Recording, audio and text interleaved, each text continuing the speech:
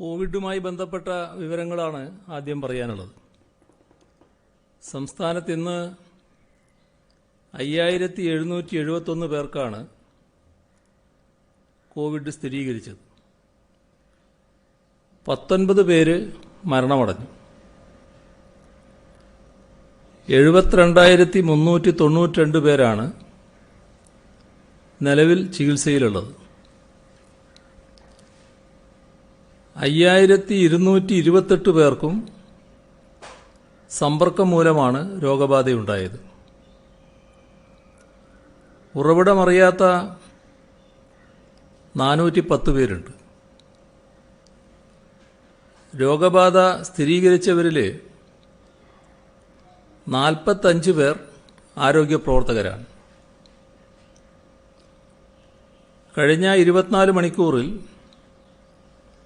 58,472 സാമ്പിളുകളാണ് പരിശോധിച്ചത്. 5,594 പേർ രോഗമുക്തരായിട്ടുണ്ട്. ഇപ്പോൾ കഴിഞ്ഞ കുറച്ച് ദിവസങ്ങളിലെ അനുഭവം എടുത്താൽ കോവിഡ് കേസുകൾ കൂടി വരികയാണ്. ടെസ്റ്റ് പോസിറ്റിവിറ്റി റേറ്റ് 10% മുകളിലേക്ക് ഉയരുകയും ചെയ്തിട്ടുണ്ട്. ഒരു ഘട്ടത്തിൽ രോഗവിമുക്തരുടെ എണ്ണം രോഗികളുടെ എണ്ണത്തിന് തുല്യമോ കൂടുതലുമായിരുന്നു. നേരത്തെ ഉണ്ടായിട്ടുള്ള അത്ര വ്യാപകമായ വർധനവില്ലെങ്കിലും രോഗവിമുക്തരേക്കാൾ രോഗികളുടെ എണ്ണം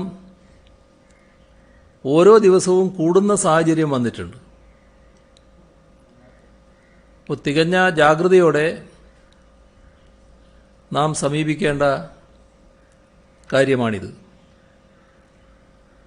കേരളത്തിൽ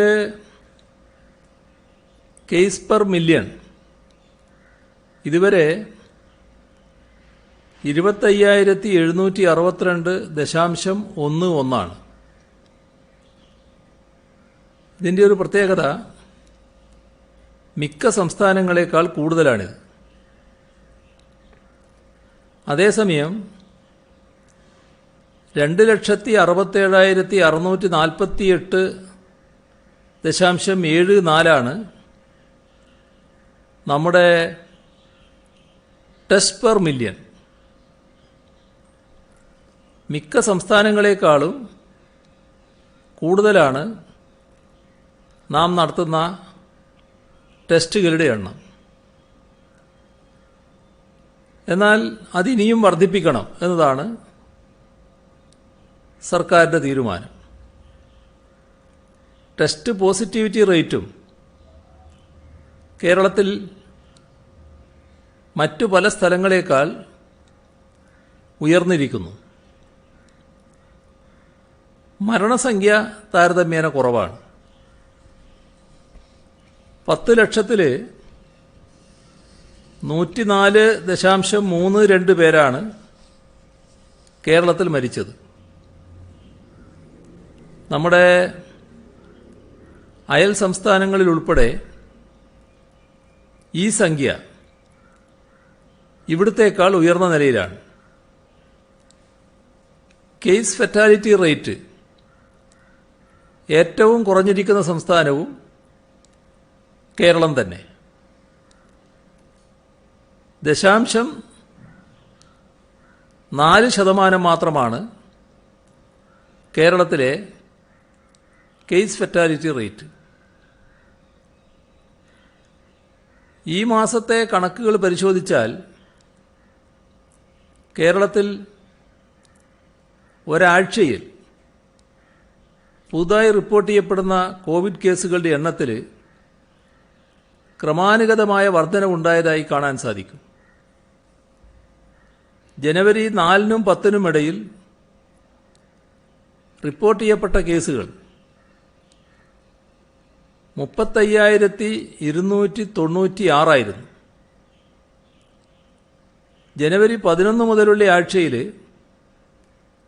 അത് 36,700 ജനുവരി 18 മുതലുള്ള ആഴ്ചയിൽ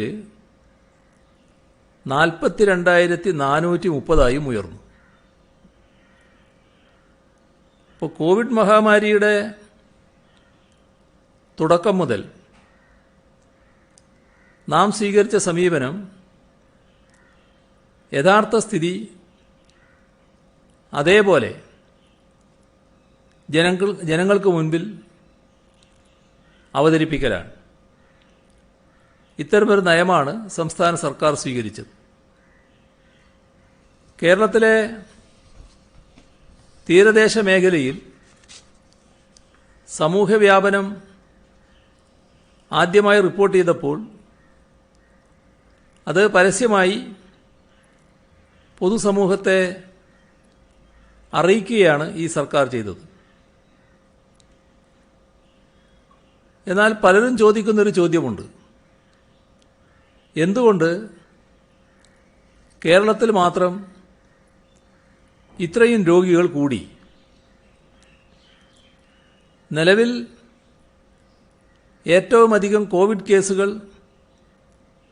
റിപ്പോർട്ട് ചെയ്യപ്പെടുന്ന സംസ്ഥാനം കേരളമാണ്. പൊതു ആരോഗ്യത്തിൻ്റെ കാര്യത്തിൽ ലോകത്തിലെ ഏറ്റവും മികച്ച മാതൃകകളായി വാഴ്ത്തപ്പെടുന്നത് സ്കാൻഡിനേവിയൻ രാജ്യങ്ങളെയാണ്. അവ ഉൾപ്പെടെ കോവിഡിൻ്റെ 2ഉം 3ഉം തരംഗങ്ങൾ ഉണ്ടായത് നാം കണ്ടതാണ്. അവിടങ്ങളിൽ ഇപ്പോഴും രോഗവ്യാപനം കുറഞ്ഞുവെന്ന് പറയാറായിട്ടില്ല. കോവിഡ് പോലെ അതിവേഗം പടരുന്ന ഒരു മഹാമാരിയുടെ കാര്യത്തിൽ വളരെ സ്വാഭാവികമായ ഒരു പരിണിതിയാണ് സംഭവിച്ചിരിക്കുന്നത്. രോഗവ്യാപനം ഇപ്പോഴും വർദ്ധിക്കുന്നുവെന്നത് അത്തരം ഇടങ്ങളിലെല്ലാം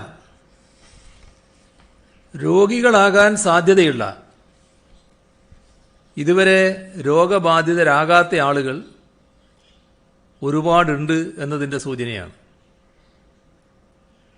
കേരളത്തിലെ സ്ഥിതിയെടുത്താൽ ഇതുവരെ ജനസംഖ്യയുടെ 3% താഴെ ആളുകൾക്കാണ് ഔദ്യോഗിക കണക്കുകൾ പ്രകാരം കോവിഡ് ബാധിച്ചിട്ടുള്ളത്. രോഗികളെ കണ്ടെത്താനും ചികിത്സിക്കാനും ശേഷിയുള്ള ആരോഗ്യ സംവിധാനവും രോഗത്തെക്കുറിച്ച് അവബോധമുള്ള ഒരു സമൂഹവും കേരളത്തിലുണ്ട്. ICMR ഇതുവരെ നടത്തിയ സീറോ പ്രിവാലൻസ് പഠനങ്ങളിലെല്ലാം കോവിഡ് വന്ന് മാറിയവരുടെ എണ്ണം ഏറ്റവും കുറച്ചുണ്ടായിരുന്ന പ്രദേശം കേരളമാണ്. അതുകൊണ്ട് തന്നെ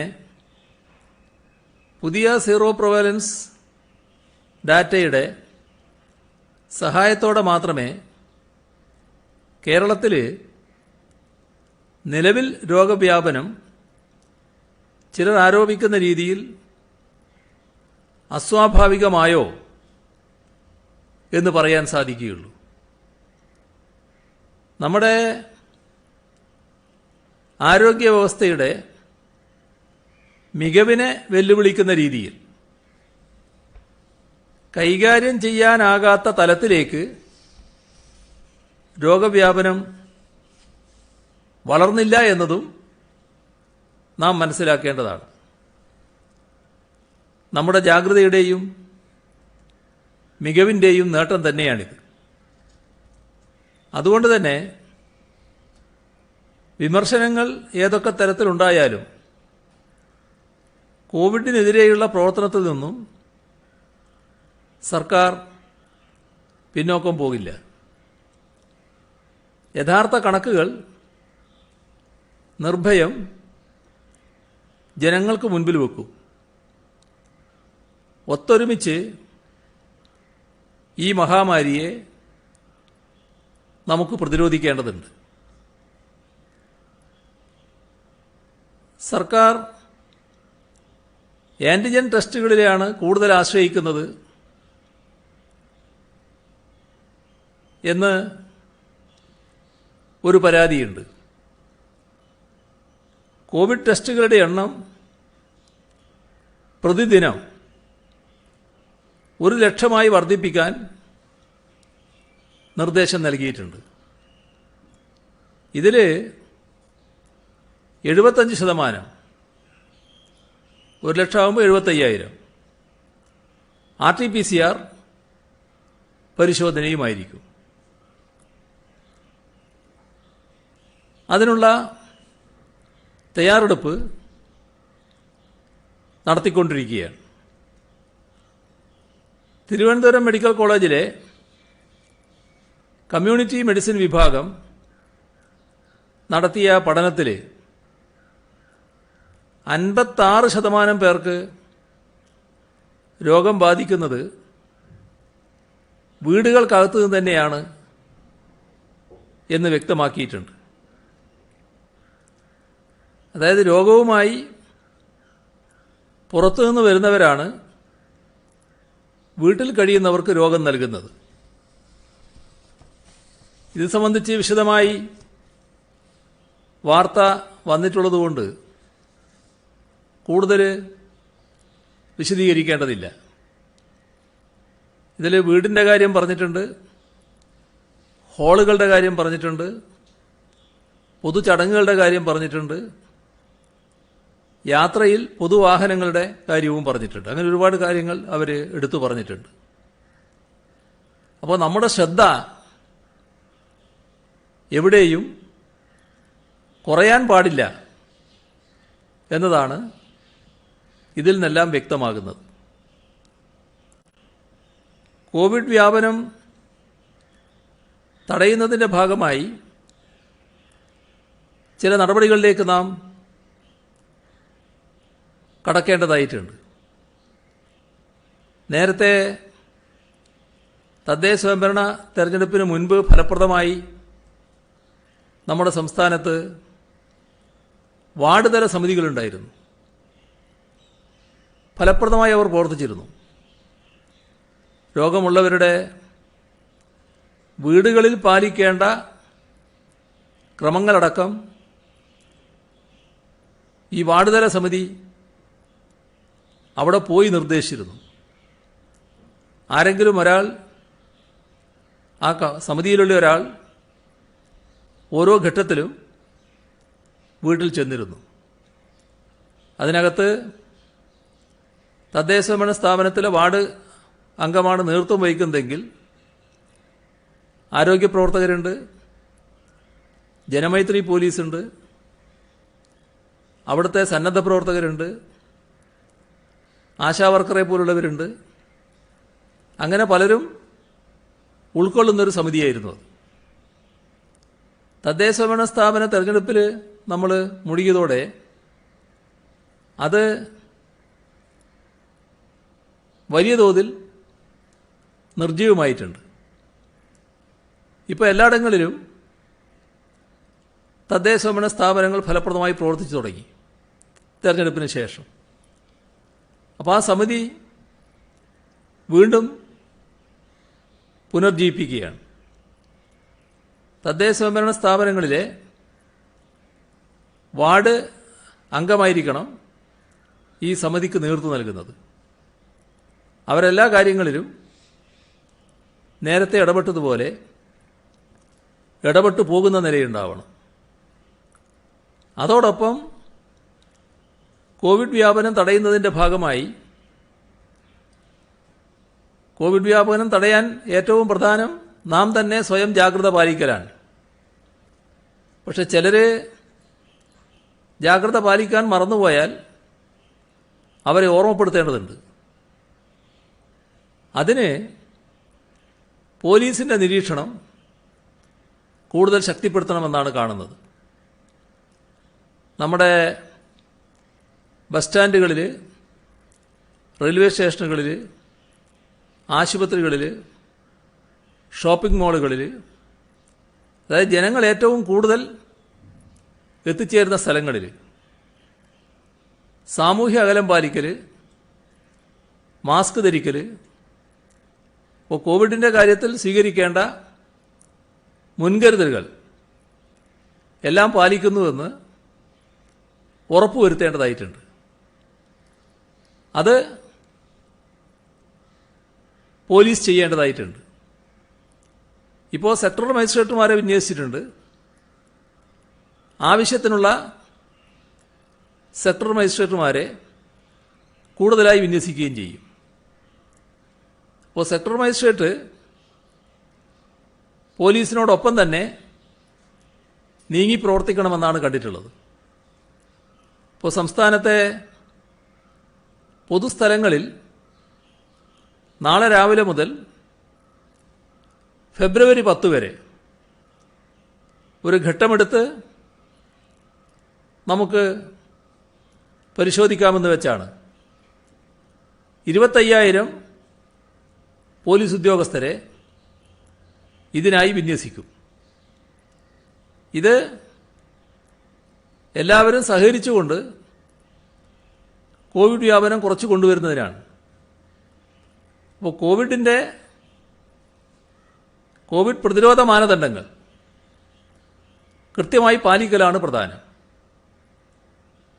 പാലിച്ചില്ലെങ്കിലാണ് പോലീസിന് അവരോട്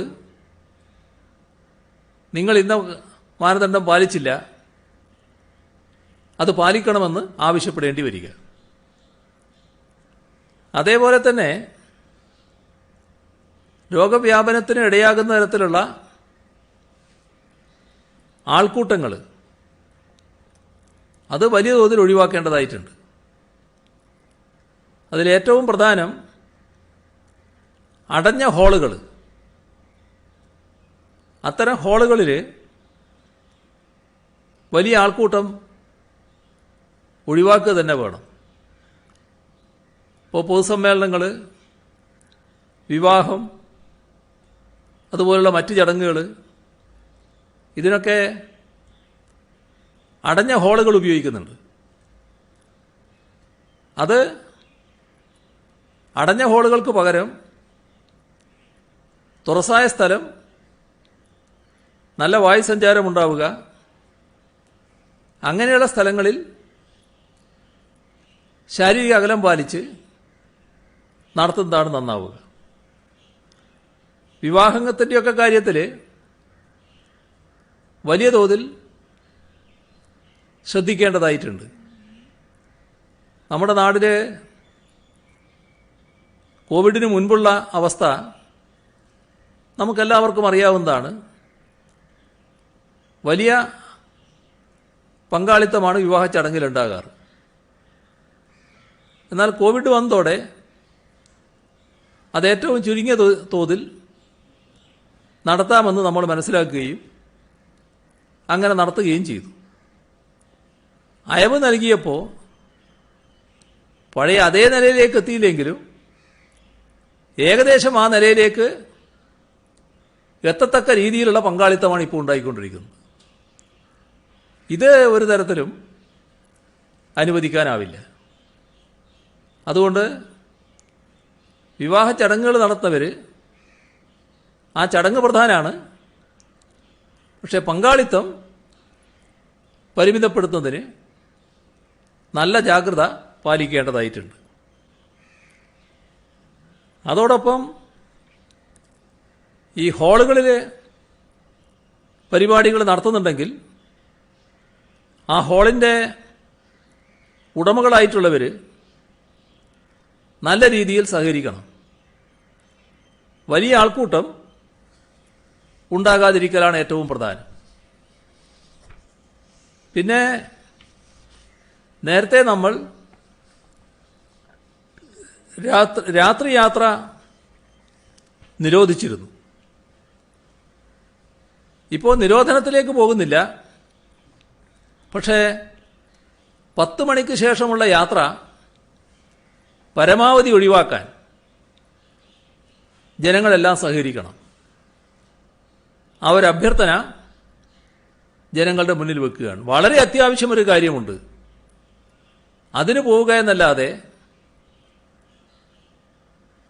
അല്ലാത്തൊരു യാത്ര 10 മണിക്ക് ശേഷം വേണ്ട എന്ന് വെക്കണം.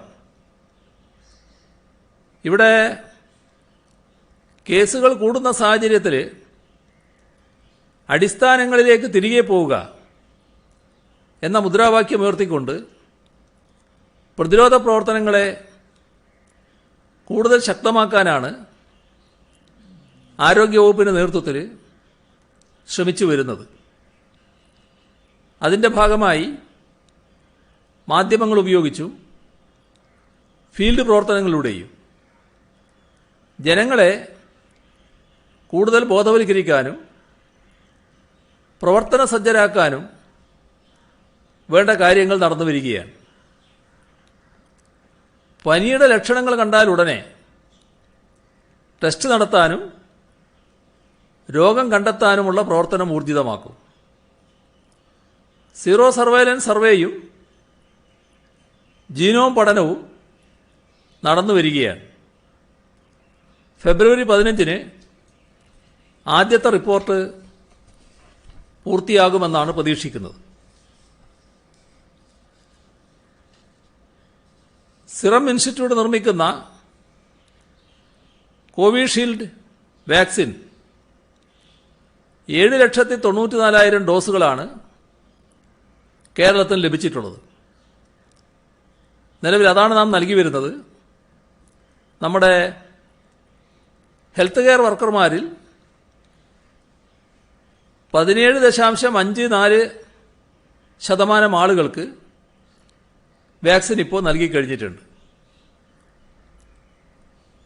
മാസ്ക് ഉപയോഗം നല്ല രീതിയിൽ വ്യാപിച്ചതായിരുന്നെങ്കിലും ഈ അടുത്ത നാളുകളിൽ കുറഞ്ഞു വരുന്നുണ്ട്. പലരും യാത്ര ചെയ്യുമ്പോൾ മാസ്ക് ഉപയോഗിക്കാത്തത് കാണുന്നുണ്ട്, പ്രത്യേകിച്ച് ട്രെയിൻ യാത്രക്കാരും മറ്റും. നിയന്ത്രണങ്ങളിൽ അയവ് വന്നപ്പോൾ ഇനി കോവിഡിനെ ഭയപ്പെടേണ്ടതില്ല എന്നൊരു പൊതു സമീപനത്തിൽ ആളുകൾ എത്തിയിട്ടുണ്ട്. അത് വലിയ അപകടമാണ് ഉണ്ടാക്കുക. അപ്പോൾ ഇക്കാര്യത്തിൽ പൊതുവായ ജാഗ്രത സമൂഹത്തിലുണ്ടാവണം.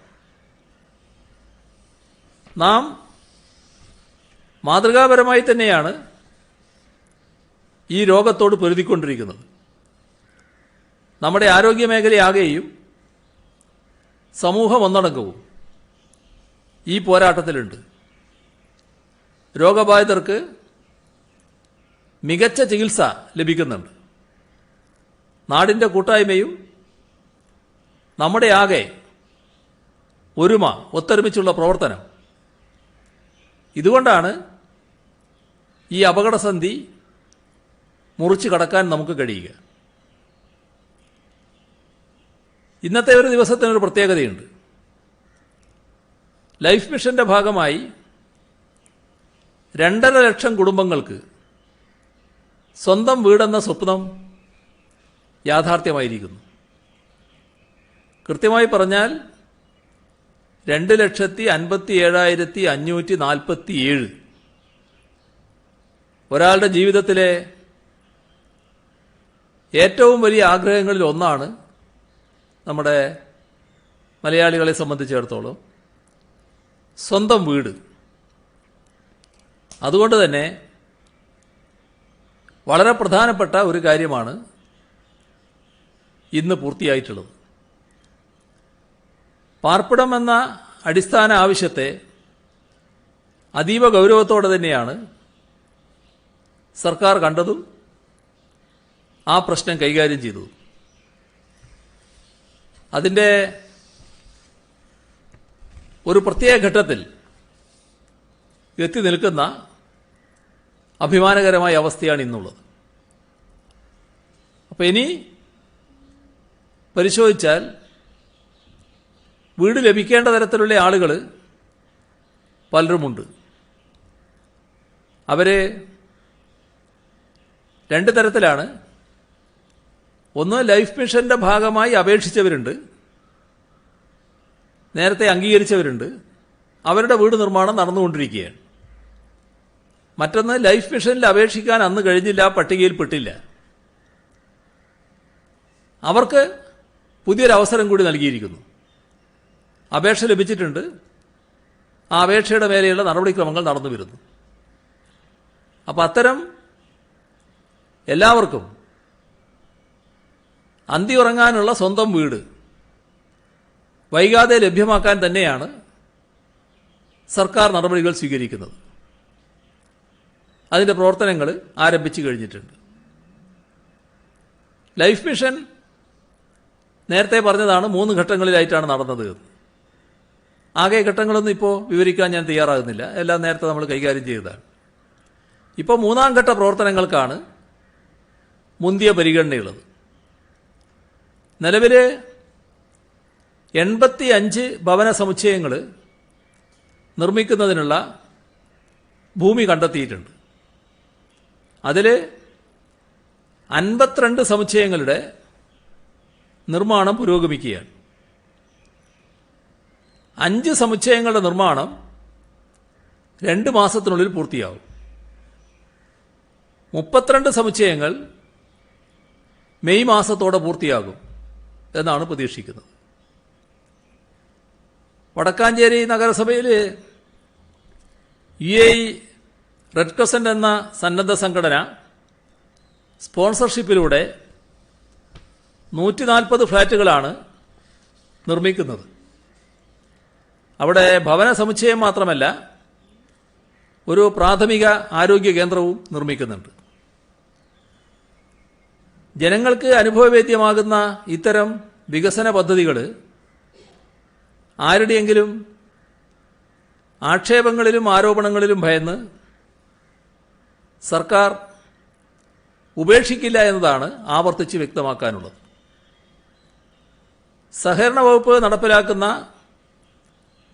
കെയർ ഹോം ഉൾപ്പെടെ മറ്റു വകുപ്പുകൾ തുടങ്ങിവെച്ച ഭവന നിർമ്മാണ പദ്ധതികൾ നല്ല രീതിയിൽ പുരോഗമിക്കുന്നുണ്ട്. പട്ടികജാതി പട്ടികവർഗ വകുപ്പ് ഭൂമിയുള്ള ഭവൻ രഹിതർക്ക് 51,317 വീടുകൾ, ഭൂരഹിതരായ ഭവൻ രഹിതർക്ക് 29,608 വീടുകൾ നിർമ്മിക്കുകയാണ്. ഇപ്പോൾ വിവിധ പദ്ധതികളിലൂടെ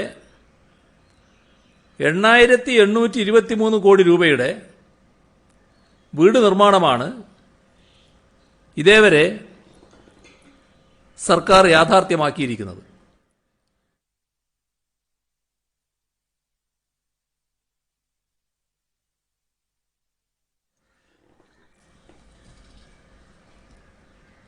നാളത്തെ കേരളം എന്നതുകൊണ്ട് സർക്കാർ ഉദ്ദേശിക്കുന്ന പല കാര്യങ്ങളും വിവിധ മേഖലകളിൽ ഇനിയും പൂർത്തിയാകാനുണ്ട്.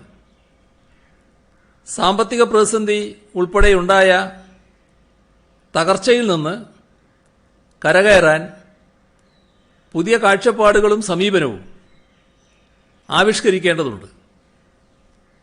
ആധുനിക മേഖലകൾ കണ്ടെത്തി വ്യവസായ ഉൽപ്പാദനം വർദ്ധിപ്പിക്കാനും കൃഷി ഭക്ഷ്യസംസ്കരണ വ്യവസായങ്ങൾക്ക് മുൻഗണന നൽകാനുമുള്ള സാധ്യതകളാണ് അത്യാവശ്യമായിട്ടുള്ളത്.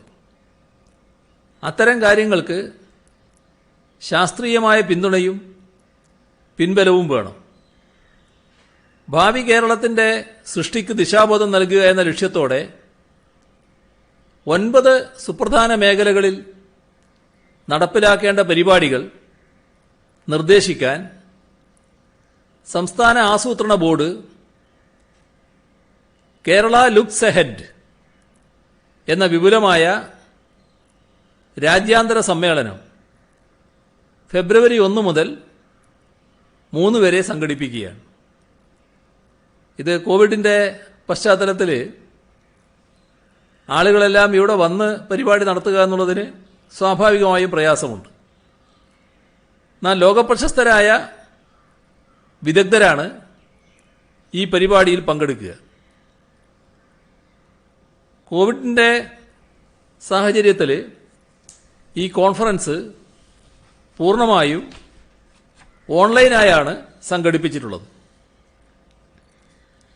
രാജ്യാന്തര തലത്തിൽ പങ്കാളിത്തം ഉറപ്പാക്കുന്ന തരത്തിലുള്ള ഉന്നത വിദ്യാഭ്യാസം, ആധുനിക വ്യവസായ സാധ്യതകൾ, നൈപുണ്യ വികസനം, കൃഷി, മത്സ്യബന്ധനം, മൃഗസംരക്ഷണം, ടൂറിസം, വിവരസാങ്കേതികവിദ്യ, ഇ ഗവേണൻസ് തുടങ്ങിയ പ്രധാന സാമ്പത്തിക മേഖലകൾക്ക് പുറമെ തദ്ദേശ സ്വയംഭരണം, ഫെഡറലിസം, വികസനോന്മുഖ ധനവിനിയോഗം ഇത്തരം പ്രത്യേക വിഷയങ്ങളും ചർച്ചയ്ക്ക് വിധേയമാകും.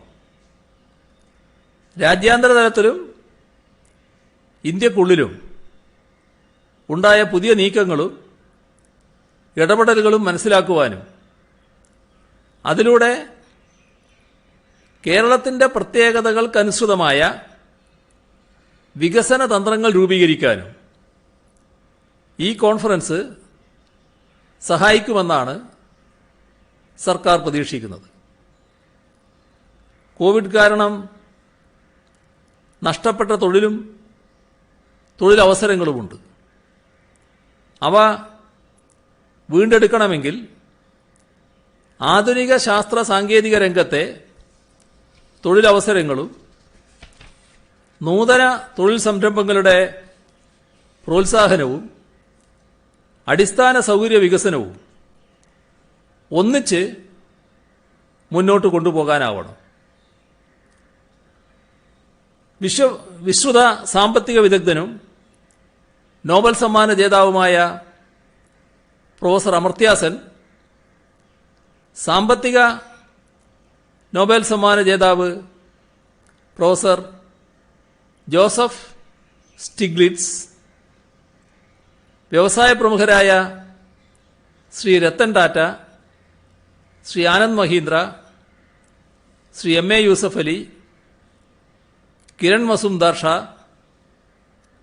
ഡോക്ടർ രവിപിള്ള, ക്രിസ് ഗോപാലകൃഷ്ണൻ, ഡോക്ടർ ആസാദ് മൂപ്പൻ, ലോകാരോഗ്യ സംഘടനയുടെ WHO chief scientist doctor Soumya Swaminathan തുടങ്ങിയവർ സമ്മേളനത്തെ അഭിസംബോധന ചെയ്യുന്നുണ്ട്. ഇവരുടെ കാഴ്ചപ്പാടുകളും സംസ്ഥാനത്തിന്റെ ഭാവിക്കായി അവർ മുന്നോട്ട് വെക്കുന്ന ആശയങ്ങളും ഈ സമ്മേളനത്തെ സംബന്ധിച്ച് ഏറെ പ്രാധാന്യമർഹിക്കുന്നതാണ്.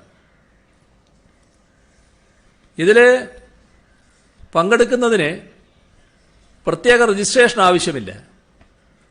ഏവർക്കും ഏത് സെഷനും കാണാൻ സാധിക്കുന്ന തരത്തിലാണ് സമ്മേളനത്തിന്റെ ക്രമീകരണം.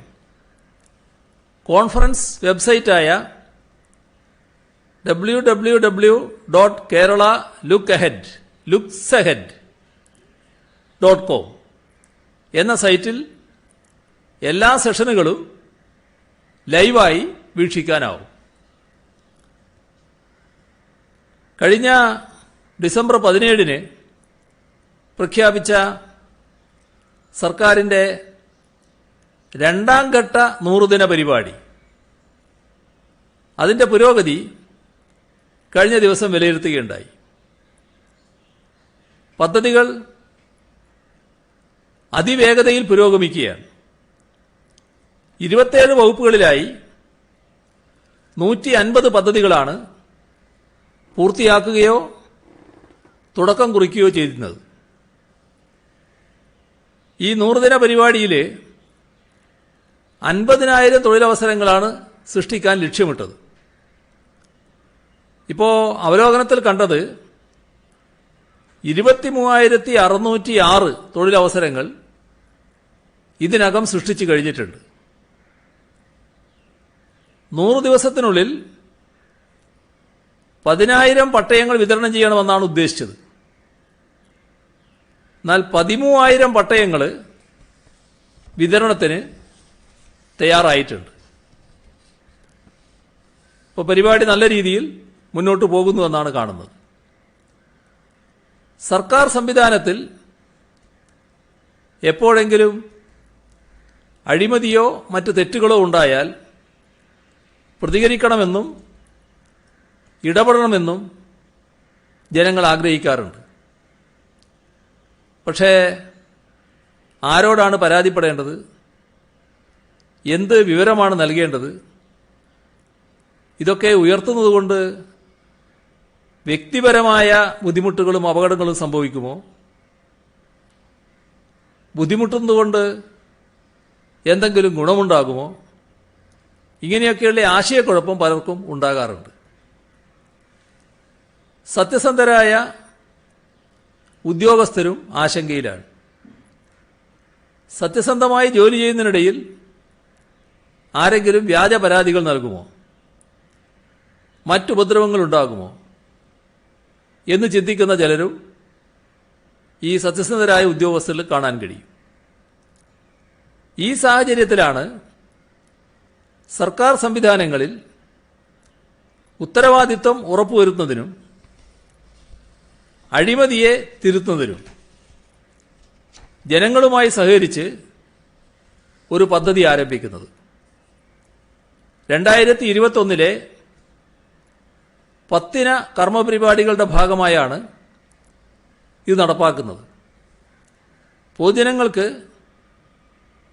തെളിവുകളടക്കം സമർപ്പിക്കാവുന്ന ഒരു വെബ്സൈറ്റ് ഒരുങ്ങുകയാണ്. ഇതുവഴി ഫോൺ സന്ദേശങ്ങൾ, സ്ക്രീൻഷോട്ട്സ്, SMS, ഓഡിയോ റെക്കോർഡിംഗ് തുടങ്ങിയ തെളിവുകൾ സമർപ്പിക്കാം. ജനങ്ങളുടെ പൂർണ്ണമായ സഹകരണത്തോടെയും പങ്കാളിത്തത്തോടെയും സർക്കാർ സംവിധാനങ്ങളിലുള്ള ദുഷ്പ്രവണതകളെക്കുറിച്ച് വിപുലമായ വിവരശേഖരണം സാധ്യമാവും. അതോടുകൂടി ഭാവിയിൽ ഈ പ്രവണതകൾ തടയുന്നതിനാവശ്യമായ ശക്തവും കൃത്യവുമായ ഇടപെടൽ നടത്താൻ സർക്കാരിന് കഴിയും. ജനങ്ങളുടെ പങ്കാളിത്തത്തോടുകൂടി നടത്തുന്ന പദ്ധതിയായതിനാൽ ഈ പദ്ധതിയുടെ പേര് ജനങ്ങൾക്ക് തന്നെ നിർദ്ദേശിക്കാം. അതിനുള്ള സൗകര്യങ്ങൾ ഒരുക്കി ഉടനെ പരസ്യപ്പെടുത്തും. മറ്റൊന്ന്, സാന്ത്വന സ്പർശമെന്ന രീതിയിൽ ജനുവരി, ഫെബ്രുവരി 1 മുതൽ 18 വരെ നടത്തുന്ന അദാലത്തുകളാണ്. ജനങ്ങളുടെ പ്രശ്നങ്ങൾക്കും പരിഹാരങ്ങൾക്കും പരാതികൾക്കും പെട്ടെന്ന് പരിഹാരം കാണുക. അതിനാണ് മന്ത്രിമാരുടെ നേതൃത്വത്തിൽ ജില്ലാതലത്തിൽ ഈ പരിപാടി നടത്തുന്നത്. പരാതികൾ സ്വന്തം നിലയിൽ ഓൺലൈനായോ അക്ഷയ കേന്ദ്രങ്ങൾ വഴിയോ സമർപ്പിക്കാം. അപേക്ഷാ ഫീസ് ഈടാക്കുന്നില്ല. അക്ഷയ സെന്ററുകൾക്കുള്ള ഫീസ് സർക്കാർ നൽകും. നേരത്തെ പരാതി നൽകിയിട്ടും തീർപ്പാകാതെയുള്ളവ, പുതിയ പരാതികൾ, ഇവയെല്ലാം സ്വീകരിക്കും. സാന്ത്വന സ്പർശത്തിന്റെ പ്രധാന ചുമതല കലക്ടർമാർക്കാണ്. അവരെ സഹായിക്കുന്നതിന് ഗവൺമെന്റ് സെക്രട്ടറിമാരെയും ജില്ലകളിലേക്ക് നിയോഗിച്ചിട്ടുണ്ട്. മുഖ്യമന്ത്രിയുടെ പരാതി പരിഹാര സെൽ കാര്യക്ഷമമായി പരാതികൾക്ക് പരിഹാരം കാണുന്നുണ്ട്. ഇതുവരെ ലഭിച്ചത് 3,21,049 പരാതികളാണ്. അതിൽ 2,72,441 തീർപ്പാക്കിയിട്ടുണ്ട്. CM പോർട്ടലിൽ 5,74,220 അപേക്ഷകളാണ് ലഭിച്ചത്. അതിലിനി തീർപ്പാക്കാനുള്ളത് 34,778 മാത്രമാണ്. ഇതിനെല്ലാം ഉപരി പരാതികൾ പൊതുജനങ്ങൾക്കുണ്ടെങ്കിൽ ഉന്നതതലത്തിൽ നേരിട്ട് പരിഹരിക്കണമെന്നാണ് സർക്കാർ കാണുന്നത്. അതിന്റെ ഭാഗമായാണ് മന്ത്രിമാർ ജില്ലാതലത്തിൽ പോയി സാന്ത്വന സ്പർശം എന്ന പേരിൽ ഇത്തരമൊരു പരിപാടി സംഘടിപ്പിക്കുന്നത്. ഇന്ന് മറ്റൊരു പ്രത്യേകതയുണ്ടായി. ഏകദേശം അരനൂറ്റാണ്ട് കാലമായി കാത്തിരിക്കുന്ന ഒരു ബൈപ്പാസ്, ആലപ്പുഴ ബൈപ്പാസ് ഇന്ന് ഉദ്ഘാടനം ചെയ്യുകയുണ്ടായി. 348 കോടി രൂപ ചെലവിലാണ് ഈ പദ്ധതി യാഥാർത്ഥ്യമാക്കിയിട്ടുള്ളത്. കേന്ദ്രവും സംസ്ഥാനവും 174 കോടി രൂപ വീതമാണ് ഇതിന് ചെലവഴിച്ചത്.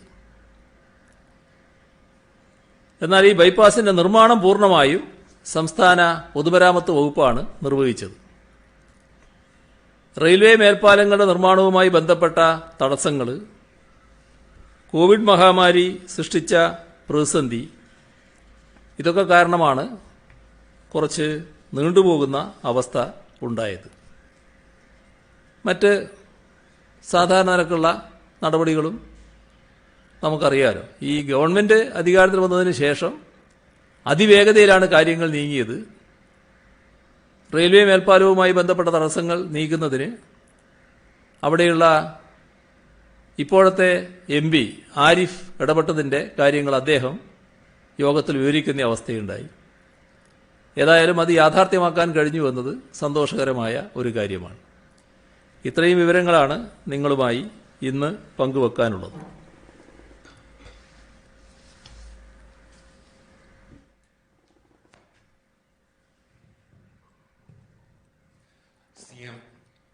ഈ സോളാർ ലൈംഗിക പീഡന പരാതികൾ ഇപ്പോൾ CBIക്ക് വിട്ടത് വലിയൊരു രാഷ്ട്രീയ വിവാദമാക്കിയിട്ടുണ്ട് പ്രതിപക്ഷം.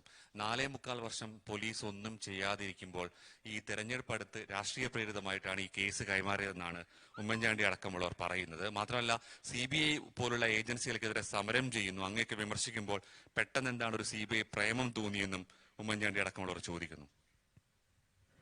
ഇതിലെ രണ്ട് ഭാഗമാണ് വന്നത്. ഒന്ന് CBIയോടുള്ള സമീപനത്തിന്റെ പ്രശ്നമാണ്. CBIയോടുള്ള സമീപനത്തിന്റെ പ്രശ്നത്തിൽ ഒരു കേസും CBIക്ക് വിടില്ല എന്നൊരു നിലപാട് സംസ്ഥാന സർക്കാർ ഒരു ഘട്ടത്തിലും എടുത്തിട്ടില്ല.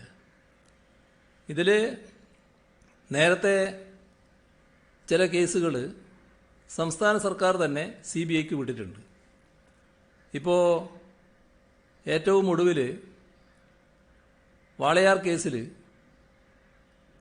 ആ അമ്മ CBIക്ക് വിടണമെന്ന് സംസ്ഥാന ഗവൺമെന്റിനോട് ആവശ്യപ്പെട്ടു. അത് CBIക്കാണ് വിട്ടത്. നമ്മുടെ സംസ്ഥാനത്ത് കസ്റ്റഡി മരണം ഉണ്ടായാൽ അതുമായി ബന്ധപ്പെട്ട് ഇവിടെയുള്ള ഏജൻസികളെല്ലാം അന്വേഷിക്കുക, അത് CBIക്ക് വിടുകയാണ് ചെയ്യുക എന്ന നിലപാട് സർക്കാർ നേരത്തെ തന്നെ പരസ്യമായി പ്രഖ്യാപിച്ചതാണ്. അപ്പോൾ CBIക്ക് ഒരു കേസും വിടില്ല എന്ന നിലപാട് സർക്കാർ എടുത്തിട്ടില്ല. ഇത്തരത്തിലുള്ള കേസുകൾ CBIക്ക് വിടുക എന്ന് തന്നെയാണ് സർക്കാർ കണ്ടിട്ടുള്ളത്. ഇവിടെ വരുന്ന രണ്ടാമത്തെ പ്രശ്നം സോളാർ കേസ് എന്തിനാണ് വിട്ടത് എന്നാണ്. അതിൽ സാധാരണഗതിയിൽ ചിന്തിക്കേണ്ടത് സർക്കാരിന് വേറെ എന്താണ് വഴി? ഈ കേസുമായി ബന്ധപ്പെട്ട വനിത സാധാരണഗതിയിൽ സർക്കാരിന് മുന്നിൽ ഒരു അപേക്ഷ തരികയാണ്. ഈ കേസ് CBIക്ക് വിടണം. പോലീസ് അന്വേഷണത്തിൽ വേണ്ടത്ര പുരോഗതി ഉണ്ടാകുന്നില്ല. സാധാരണ നിലക്കുള്ള ഒരു ഇരയുടെ പരാതിയാണത്. അത്തരമൊരു പരാതി സർക്കാർ സ്വീകരിച്ചില്ല എന്ന് വിചാരിക്കുക, അങ്ങനെയൊന്ന് സങ്കല്പിക്കുക. അത് ന്യായമാവുമോ? എത്ര വലിയ വിമർശനത്തിന് ഇടയാക്കും? കാരണം അവർ തന്നെ ആവശ്യപ്പെടുകയാണ്, നിങ്ങൾ അന്വേഷണം ഇവിടെ എത്തുന്നില്ല, എനിക്കിതിൽ തൃപ്തിയില്ല, CBI അന്വേഷിക്കണമെന്ന്. അപ്പോൾ അവരുടെ ആവശ്യം അംഗീകരിച്ചു കൊടുക്കുന്ന നിലയാണ് സർക്കാരിൻ്റെ ഭാഗത്തുനിന്നുണ്ടായിട്ടുള്ളത്. അതിനകത്ത് സ്വാഭാവികമായൊരു നടപടിക്രമമാണത്. ഏതെങ്കിലും തരത്തിലുള്ള രാഷ്ട്രീയമായൊരു ദുരുദ്ദേശം അതിൽ കാണേണ്ടതേയില്ല.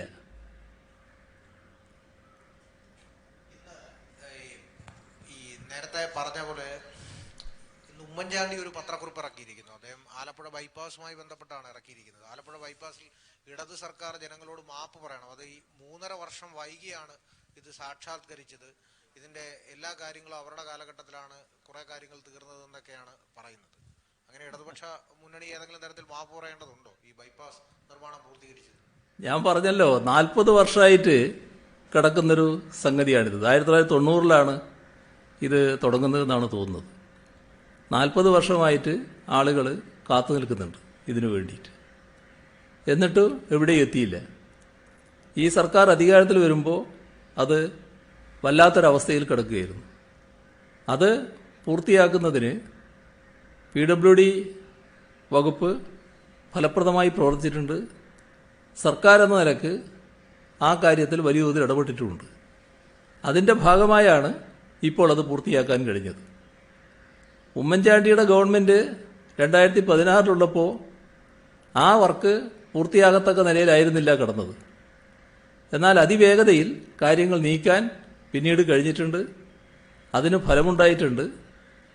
അതിന് ഇടയ്ക്ക് വന്ന തടസ്സം കോവിഡുമായി ബന്ധപ്പെട്ടതായിരുന്നു. അപ്പോൾ ആളുകളൊക്കെ, തൊഴിലാളികൾ പലരും ഇവിടെ ഇല്ലാതായി.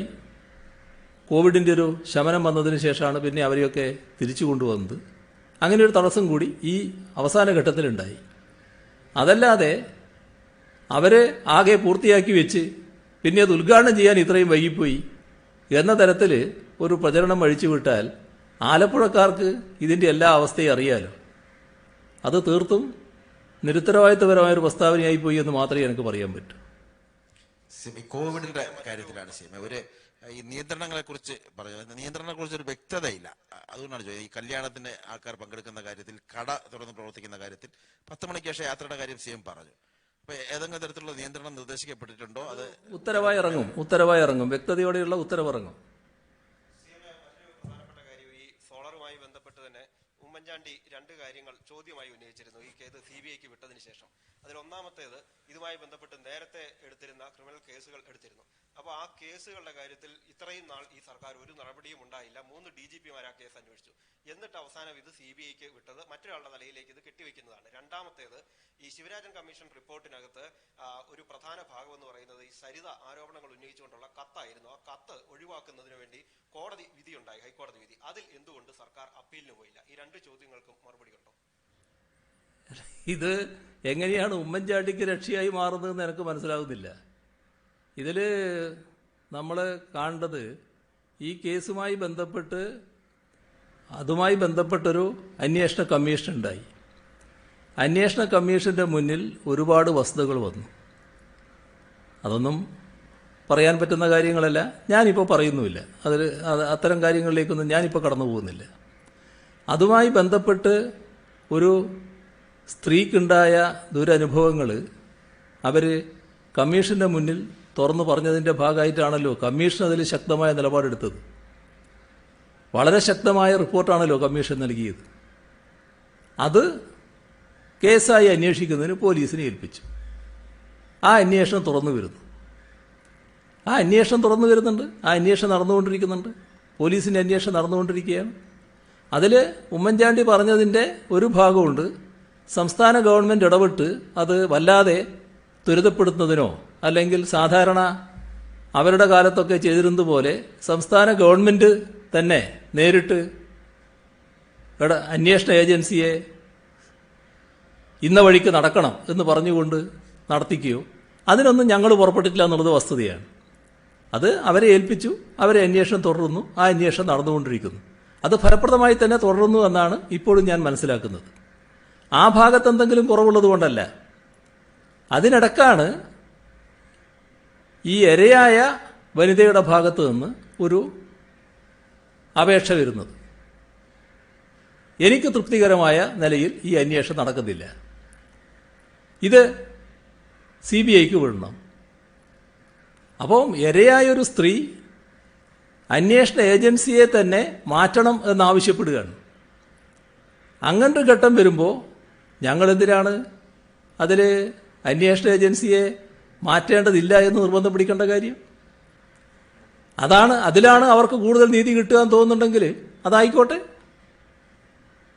ഞങ്ങൾ അതിപ്പോൾ CBIയെ അറിയിച്ചിട്ടുണ്ട്. അതിനാവശ്യമായ സാധാരണ നടപടികളിലൂടെ അറിയിച്ചിട്ടുണ്ട്. പിന്നെ കേസുമായി ബന്ധപ്പെട്ട് ഇവരെ കത്തോ കത്തില്ലായ്മയോ ഒന്നും കേസിനെ ബാധിക്കുന്ന കാര്യമല്ല. അതിനകത്ത് അന്വേഷണ കമ്മീഷൻ റിപ്പോർട്ടിന്റെ ഭാഗമായിട്ടാണ് കേസ് എടുത്തിട്ടുള്ളത്.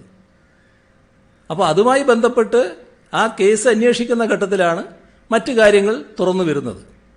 അപ്പോൾ ആ പറയുന്ന കത്തുള്ളതോ ഇല്ലാത്തതോ കേസ് അന്വേഷണത്തെ ഒരു തരത്തിലും ബാധിക്കുന്നതല്ല.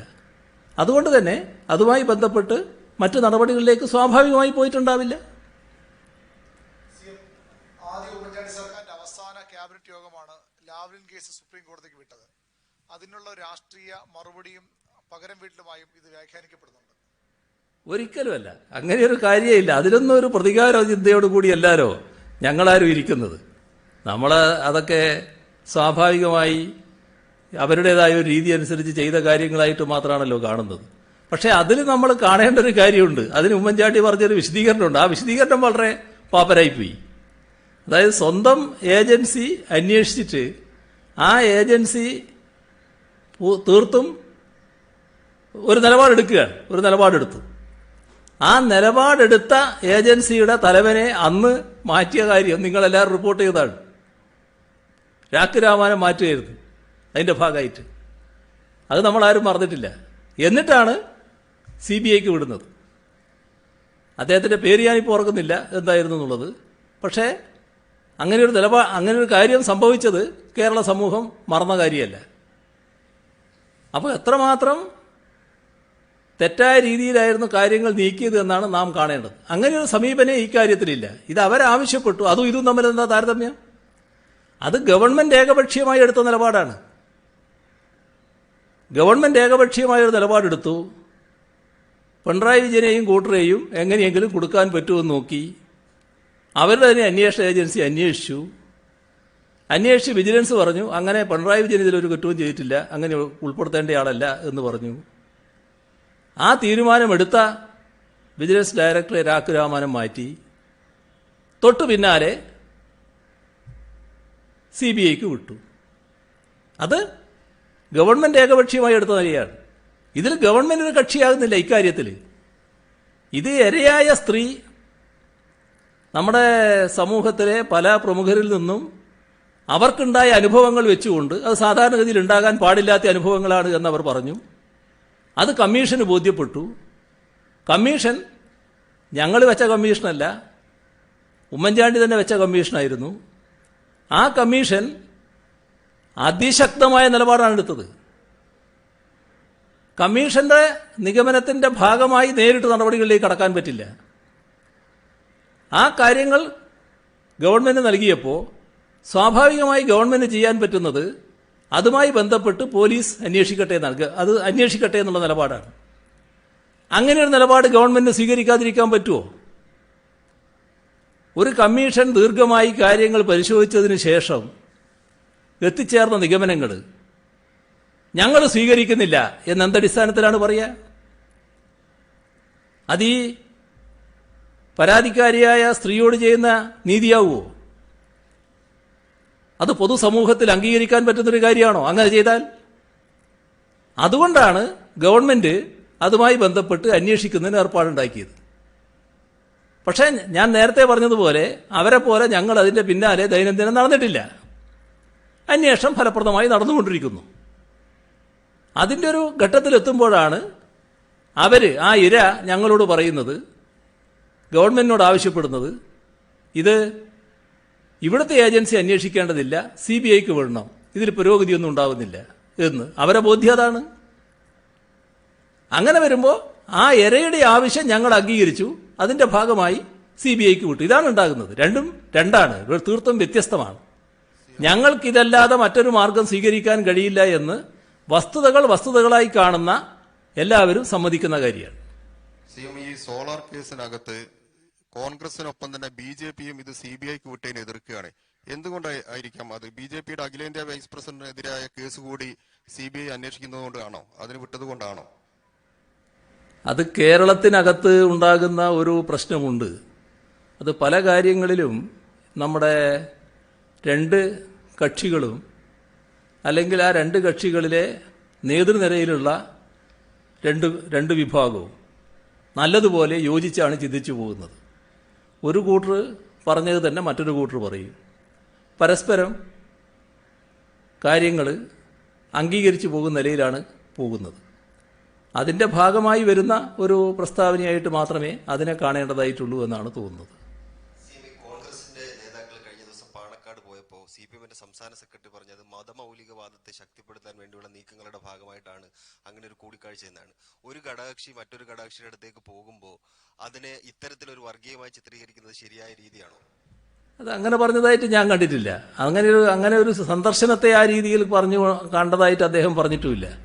അദ്ദേഹം പറഞ്ഞിട്ടുള്ളത് യഥാർത്ഥത്തിൽ UDFന്റെ സമീപനം ഇപ്പോൾ മതമൗലികവാദത്തെ ശക്തിപ്പെടുത്തുന്നതാണ്. അത് പറയാൻ എന്താ കാരണം?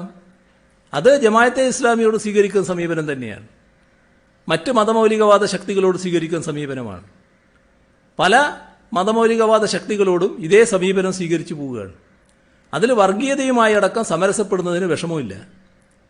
ഇപ്പോൾ നമ്മുടെ തൊട്ടടുത്ത സംസ്ഥാനമാണല്ലോ, നമ്മുടെ സംസ്ഥാനത്തിനകത്ത് തന്നെ ഒരു ഭാഗം ഉള്ള ഒരു സംസ്ഥാനമാണല്ലോ പുതുശ്ശേരി, പോണ്ടിച്ചേരി. അവിടെയുള്ള പല റിപ്പോർട്ടുകളും അല്പം നൊമ്പരപ്പെടുത്തുന്നതാണല്ലോ നമ്മളെ. അപ്പോൾ കോൺഗ്രസ് എന്ന പാർട്ടിയുടെ നേതാക്കളിലെ അവരുടെ വിശ്വാസ്യത എത്രത്തോളം എന്നതാണ് ഇതെല്ലാം കാണിക്കുന്നത്. ഏതെങ്കിലും ചെറിയൊരാളെ പറ്റിയല്ല റിപ്പോർട്ടുകൾ വരുന്നത്, പ്രധാനികളെ കുറിച്ചാണ്. അപ്പോൾ അത്തരമൊരു സാഹചര്യം നിലനിൽക്കുന്ന ഒരു ഭാഗത്ത് അവർക്ക് RSSനെ അംഗീകരിക്കാനും BJPയുടെ കൂടെ പോകാനും മടിയില്ല എന്ന നിലയാണ് നേതാക്കന്മാർക്ക് തന്നെ. അത്തരത്തിലുള്ള ഒരുപാട് നീക്കങ്ങൾ പലയിടങ്ങളിലും നടക്കുന്നു. അപ്പോൾ ആ ഒരു ഭാഗം വർഗീയതയുമായും മതമൗലികവാദവുമായും സമരസപ്പെട്ടു പോകുന്നതിനെക്കുറിച്ചായിരിക്കും സഖാവ് വിജയരാഘവൻ പറഞ്ഞിട്ടുണ്ടാവുക. മറ്റ് അവരുടെ രാഷ്ട്രീയ പാർട്ടി, അവരുടെ പാർട്ടി, ആ പാർട്ടി എന്ന നിലക്ക് അവരെ പോയി കാണുന്നതിൽ സാധാരണഗതിയിൽ എന്താണ് ഒരു പ്രശ്നം? കേരളത്തിൽ കഴിഞ്ഞ 4.25 വർഷമായി UDFനെ നയിക്കുന്നത് രമേശ് ചെന്നിത്തല പ്രതിപക്ഷ നേതാവ് നിലക്ക്. അതുപോലെ UDFന് ഒരു കൺവീനർ ഉണ്ട്. പക്ഷെ അത് മറികടന്നുകൊണ്ട് ഉമ്മൻചാണ്ടിയൊപ്പം ഇവരുടെ നേതൃസ്ഥാനത്ത് AICC അവരോധിച്ചിരിക്കുന്നത്. ഇതേക്കുറിച്ച് എന്താണ് മുഖ്യമന്ത്രി നിലക്ക് താങ്കൾക്ക് പറയാനുള്ളത്? അതൊക്കെ അവരുടെ കാര്യമല്ലേ. അവരുടെ കാര്യത്തിൽ അവരാരാണ് നേതൃത്വം വഹിക്കേണ്ടത് എന്നൊക്കെ അവർ തീരുമാനിക്കേണ്ട കാര്യമാണ്. അത് കോൺഗ്രസിന് ഇന്നത്തെ സാഹചര്യത്തിൽ ഇവർ നേതൃത്വത്തിന് പറ്റുന്നവരല്ല എന്ന് തോന്നിയിട്ടുണ്ടാകാം. അതുകൊണ്ട് ഉമ്മൻചാണ്ടിയെ തന്നെ വീണ്ടും പരീക്ഷിക്കാൻ തീരുമാനിച്ചിട്ടുണ്ടാവും. ഉമ്മൻചാണ്ടി കേരളത്തിൽ ആദ്യമായിട്ട് നേതൃരംഗത്ത് വരുന്നയാളല്ലല്ലോ. നേരത്തെയും അദ്ദേഹം തന്നെ നേതൃരംഗത്ത് ഉണ്ടായത്. അദ്ദേഹം ഇപ്പോൾ പ്രചരണ രംഗത്തിൻ്റെ നായകനായി കോൺഗ്രസ് പാർട്ടി തീരുമാനിച്ചിരിക്കുന്നു. അതിൻ്റെ ഭാഗമായിട്ട് വരികയാണ്. അത് അവരുടെ പാർട്ടിക്കാരിയാണ്. ഉമ്മൻചാണ്ടിയെ നല്ല രീതിയിൽ അവതരിപ്പിക്കാൻ അവർ തീരുമാനിച്ചിരിക്കുന്നു. ഞാനതിനെ കാണുന്നത് ഞങ്ങൾക്ക് അനുകൂലമായൊരു നിലയായിട്ടാണ്. കാരണം ഞങ്ങൾക്ക് ഈ തെരഞ്ഞെടുപ്പിൽ ഞങ്ങൾ ചെയ്ത കാര്യങ്ങൾ കുറേ ജനങ്ങളോട് പറയാനുണ്ട്. അതിൻ്റെ ഭാഗമായാണ് ഞങ്ങൾ ജനങ്ങളെ സമീപിക്കാൻ പോകുന്നത്. ഉമ്മൻചാണ്ടി 2016 എന്തുകൊണ്ട് തിരസ്കരിക്കപ്പെട്ടു? അന്ന് ഉമ്മൻചാണ്ടിയാണല്ലോ നേതൃത്വം. അപ്പോൾ അതേ കാര്യങ്ങൾ ജനങ്ങൾ വീണ്ടും ഓർക്കുന്നതിന് ഇടയാകുമെന്ന് മാത്രമേ ഉള്ളൂ. അത് ഞങ്ങൾക്ക് ഗുണകരമായിട്ടേ വരൂ എന്നാണ് ഞാൻ കാണുന്നത്.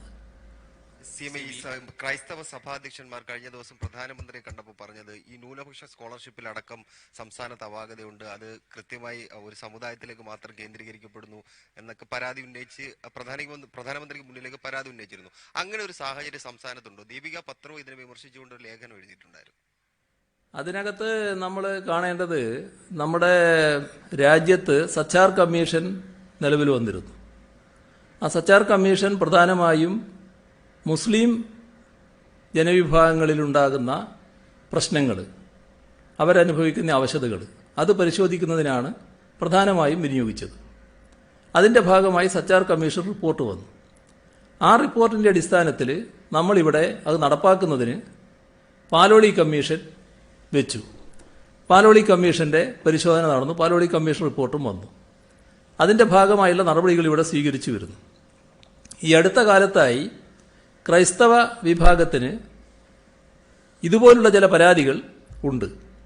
അങ്ങനെയാണ് അവർ ഞങ്ങളോട് ആവശ്യപ്പെട്ടത്, ഇവിടെ സംസ്ഥാന ഗവൺമെന്റിനോട് ആവശ്യപ്പെട്ടത്, ക്രൈസ്തവ ന്യൂനപക്ഷത്തിന്റെ പ്രശ്നങ്ങൾ പഠിക്കുന്നതിന് ഒരു കമ്മീഷൻ വേണമെന്നുള്ളത്. ജസ്റ്റിസ് കോശി അധ്യക്ഷനായിക്കൊണ്ടുള്ള ഒരു കമ്മീഷനെ നമ്മൾ നിയോഗിച്ചിരിക്കുകയാണ്. അവർ അന്വേഷിച്ച് അതിൻ്റെ പഠന റിപ്പോർട്ട് സ്വാഭാവികമായും തരും. അതനുസരിച്ച് എന്തെങ്കിലും നടപടികൾ സ്വീകരിക്കേണ്ടതുണ്ടെങ്കിൽ സംസ്ഥാന സർക്കാർ സ്വീകരിക്കുകയും ചെയ്യും. അതാണ് അക്കാര്യത്തിൽ പറയാനുള്ളത്. ബാക്കി നമുക്ക് പിന്നീടാവാം. ജോസ് കെ മാണി